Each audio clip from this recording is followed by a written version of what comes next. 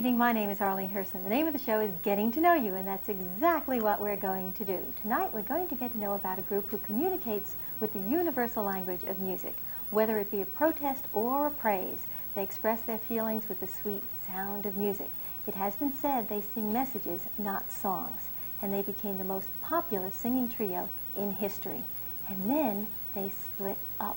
Well, happily they are back together again. And the group is Peter, Paul, and Mary, and here with us tonight are two members of the group, Peter Yarrow and Mary Travers, and let's get to know them. Welcome. Well, thank you. With that introduction, the immediate question is, where's Paul, right? That wasn't going to be the immediate question, but it is a good immediate question. Right, where is Paul?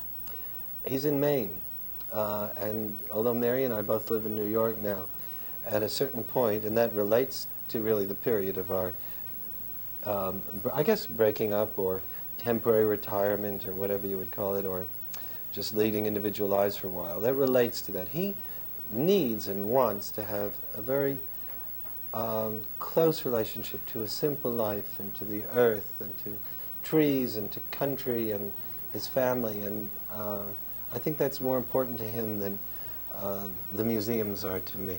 Well, his name, actually, since we have opened with Paul, I have heard his name is that nobody calls him Paul except in the context of Peter, Paul, and Mary, that his name is Noel. Correct. Do you it's call him Noel Paul Stuckey. Right. Sometimes I call him Noel, sometimes I call him Paul.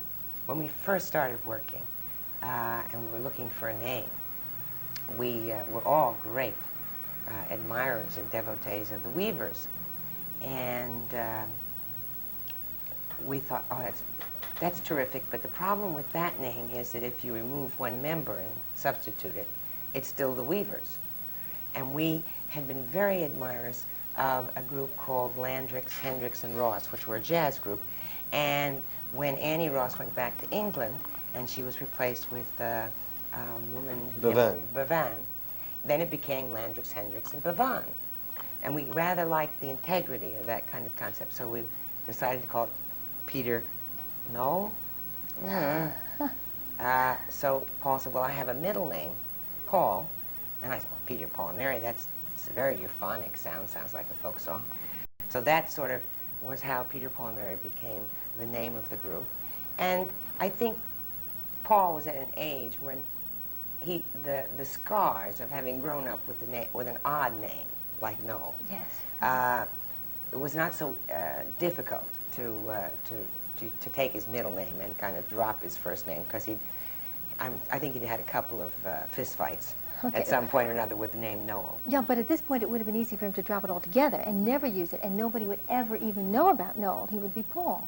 But I think as he got older, he realized that Noel was a lovely name and decided to be himself. All right. Now we know how you got the name of Peter, Paul, and Mary, but how actually did the three of you meet? How did you get together to form the group? Part of a wonderful period of time in Greenwich Village when people didn't have dollar signs in front of their eyes when they were looking at the stage, and they didn't have dollar signs in their fingers when they were writing songs.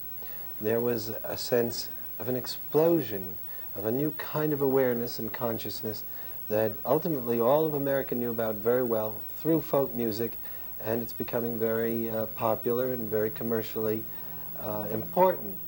That time when we met in Greenwich Village, we were really congregating on Mary's turf. Mary is a New Yorker who knows the village better than all of us, having been raised there, in fact. Yes. Uh-huh. So we met, we were there for the similar reasons. It was a creative mecca. It was exciting. I was singing there. I just graduated with a degree in psychology that I never directly used again, but I did. I must say, been indebted to that degree through the years. Noel was there. He was primarily a comedian, and he ran the entertainment at the Gaslight. And Mary was a renowned singer already in our circles because she'd made a record with Pete Seeger. As a matter of fact, 2 records. And her voice, even though she was one of many, is, to this day, distinguishable. And I used to learn records from those records that she had made. She was only 16 when she made them, but she was a terrific singer then, as she is now, and a very distinctive voice. Okay, as you are all individually terrific performers, and you all have in the past 8 years that you have been apart, pursuing different careers, and all being successful. But what was it that made the mix? How did the three of you actually get together and say, our chemistry is terrific, this works, and Peter, Paul, and Mary, I mean, are going to be stars as you were, Well, as we you never are. thought that we were going to be, at least I never thought we were going to be stars.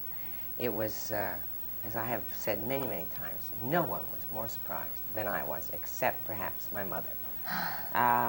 Folk music to me had always been a hobby, something that was so much fun to do, and it had a sense of camaraderie, and there were nice people, and it was fun to do, but I never thought of it as a living. When Peter and Paul and I first started to sing together, we had a terrible time just finding a song we all knew the same version of, because folk music is notorious for having 12 different versions of each song. And but when we finally kind of got a song that we could sing together, it was very apparent to us very early that there was a wonderful blend that happened with the three voices, and that we really liked each other as people, and that we were very fond of each other, and that between the fondness and the blend, that maybe we could do something together. So when we began to work, we were very, very fortunate. Well, show business is a peculiar business. Part of it is talent, and part of it is luck, and part of it is enthusiasm. We had a lot of enthusiasm, some talent, and a lot of luck. And fortunately, time was on our side, because we had time to develop our talents and make them better. And so it turned out quite well, but I don't think any of us really thought we were going to be the success, in quotes, that we turned out to be. Yeah, you were and you are, and I'm so glad you're back together again. Me too. We have to take a break right now, and I want to find out what it's like to be back together again, but we'll be right back. We're speaking with Peter Yarrow and Mary Travis here in Mary's apartment in New York, and we'll be right back after these messages.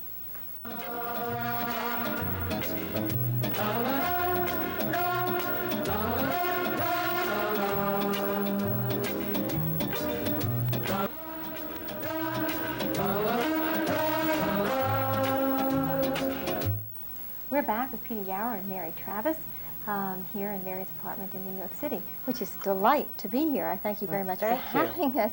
It's not only special interviewing both of you, it's special being here in your apartment. And it must be special being back together again. What's it like now for Peter, Paul, and Mary to be performing again? Well, we are very grateful for, I think, for the years now. We recognize that friendship is so important that we have, and so precious that we appreciate it now. I think the world was too much with us a little bit in those first 10 years. It was so intense and so constant. I don't think we really had a full appreciation of our good fortune. And when we get on stage, and it's not only entertaining to people, but we get reports back that it's been moving to them, and that it feels not like a reminiscence, but something that right now has meaning, has impact. Then we feel affirmed, and then we feel that we're not just remembering how good it was, but we're living something that is not only happy for us, but also communicates something that's immediate to other people. There's also another quality that I think is very, very important, and it's unfortunately one that you do learn with age. When we first got together, we were enamored with each other's enthusiasm, with each other's cleverness, talent, not so enamored with each other's faults, or what we perceived as each other's faults. But we really, I think, did not see each other, or the world for that matter, as a whole, as whole people. The second time around, we are much more appreciative, I think, of each other as whole people. And that's accepting each other's faults, trying to help each other with the shortcomings that we have as human beings, not so critical of each other. terribly appreciative of the really valuable personal qualities that we have to share. And that awareness of trust that is now 20 years old makes for something very, very important in a world where there is not a great deal of trust, nor is there a great deal of continuity. So that we have something very special. And it's work to remind oneself occasionally that none of us are perfect. But there's much more of a reaching out to each other than there was when we were doing 192 concerts a year and absolutely exhausted. Wow, okay, that's a lot of concerts, because now I hear that you have agreed to do 30 or 35 a year together. That's a very livable schedule. Yeah, okay. Now, was there, during that period of time, that 8 years that you were apart, was there resentment at that time? Was there good feelings between you? Well, it was a combination for me. I really needed the break from Mary and Noel. I think that, as I said, we were so with each other so constantly that our individual lives had been preempted. And I needed to do some growing and some searching and some finding out. And I needed the break. So there was a sense of a lot of pressure about having to maintain an intense schedule. And I think I was very relieved not to do that. On the other hand, we got together from time to time to do important concerts for things that we believed in. And we were on the phone with each other from time to time. But I think that we've used these years wisely, because I think that now we have one of those very special arrangements that doesn't always get allowed to performers, to really enjoy each other. It's always fresh, it's always exciting, and we don't feel that we're just, as Mary said, under the gun and overburdened by our commitment to each other. Terrific. And I assume you can be more honest with each other at this point, because you feel more comfortable and not... Well, we trust each other. I mean, I can go to Peter and I say, oh, I know this is the way you want to do it, but it's making me crazy. Is there a way we can figure out that we can get done what has to get done without my becoming a nervous wreck or you becoming overly anxious that it's not going to get done? Okay, what kind of thing would make you crazy? Well, for instance, on this last trip to Australia, we had a very difficult tour in terms of time. There were several time change problems, getting up very early after having gone to bed very late to catch an airplane. And you get very physically fatigued with that kind of schedule. So the three of us looked at each other and I said, look, when I'm very tired, my mechanism for dealing with fatigue is either to get a little snappy, or it's to take a book and hide in the corner and say, I don't want to talk to anybody. Which is okay if it were just me that I was dealing with. Now, when Peter gets tired, he gets overly anxious that something may be getting sloppy. So he's trying twice as hard as he tries when he's normally functioning.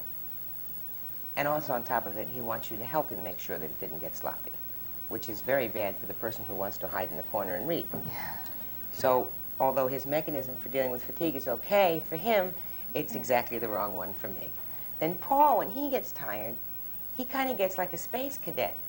His mind sets itself free, and physically he moves through the paces of where he's supposed to be and does what he's supposed to do, but he's not really quite there. Well, which is okay for him, but it's the worst thing in the world for me, because if I need to know where everybody is. So we said, look, all right, we all know this about ourselves. The thing to do is the moment we start to feel we're getting tired is to reach out for each other and help each other through the fatigue period. So we took an anti-grump vow, which was most hysterically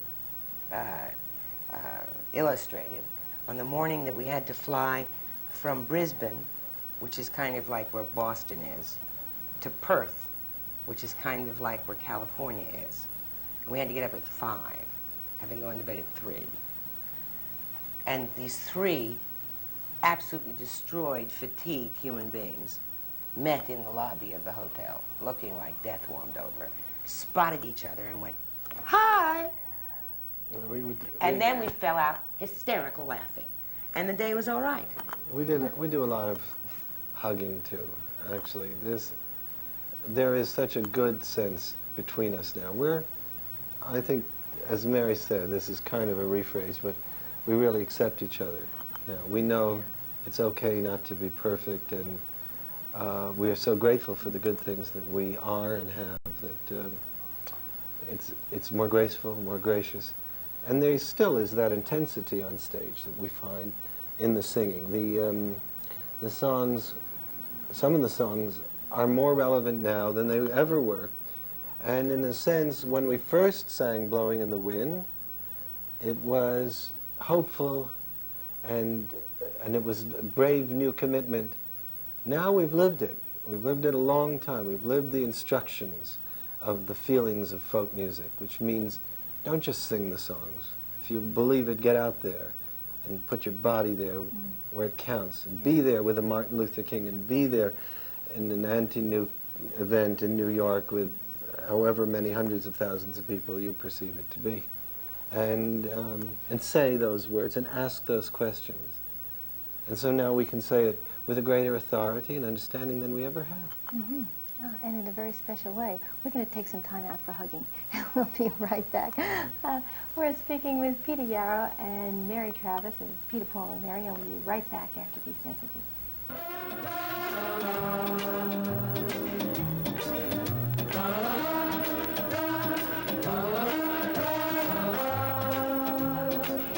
We're back with Peter Yarrow and Mary Travis of Peter, Paul, and Mary.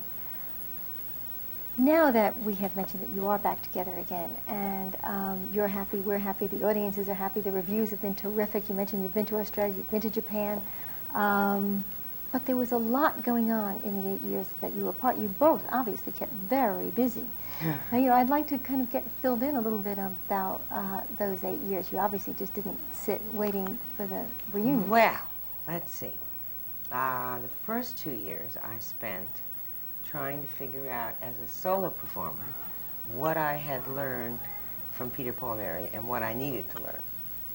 Because solo singing is so very different than singing in a group. And then I did solo concerts, did some solo albums, went to England and wrote 6 television shows for the BBC, which I wrote and starred in. Did a radio show. Okay, you're going too fast. Just a minute, because I know. What was the BBC series? What was the... It was called Rhymes and Reasons, and it was a kind of a folk, semi-folk pop-orientated entertainment show with about 8 minutes of documentary footage in every show. Uh-huh. And we dealt with old people and young people. And the premise was really, if you understood where you came from, what your past was, you might possibly understand where you were going. Possibly. All that done with music. Then I started singing with symphony orchestras. And so now I do all of those things and raise 2 daughters and sing with Peter and Paul and do benefits. Yeah, okay. Peter? Well, for me, my emphasis went into producing more. I did some record producing and co-produced and co-wrote Torn Between Two Lovers, which was very successful. It was a song. And then got involved in producing a series of specials with some friends based on Puff the Magic Dragon for CBS. And the 3rd one was recently aired, and I presume we're going to do more. Okay, and I will say it got terrific reviews. Thank As a matter you. of fact, all 3 of the specials did. But Yeah, I particularly got an this one. Emmy and things like that. He works hard, this one. Yeah. But the part of it that was really most exciting for me as a counterpart to the years of Peter, Paul, and Mary was really the children growing up, because they, see, I was really, the children only came after the breakup of the group. So for me, that was a whole new universe. And I did a lot of organizing at that point, political organizing. For a while, as you know, the movements were quiet. And at that time, there was an effort that I initiated to have, I was living in California then, a festival for unsung songwriters who are writing from the heart, not writing to make hits. And it survives today, and I started a folk festival with a friend down in Kerrville, Texas, and became involved in the anti-nuke organizing with something called Survival Sunday, which, interestingly enough, talk about bread cast on the water, became one of the reasons that Peter, Paul, and Mary realized how much we missed each other and how much we wanted to become a group again, singing each year. Because when we sang there and we were greeted so powerfully by the audience, it was like one big, I use the word again, hug. And we just felt very strongly that not only did we miss each other, but we were missed by an audience. And from that point on, it turned out that we drew more people than we had at the peak of our career before we had decided to take our hiatus. There's a good word for it. Yeah. Okay. How does it feel? The time is going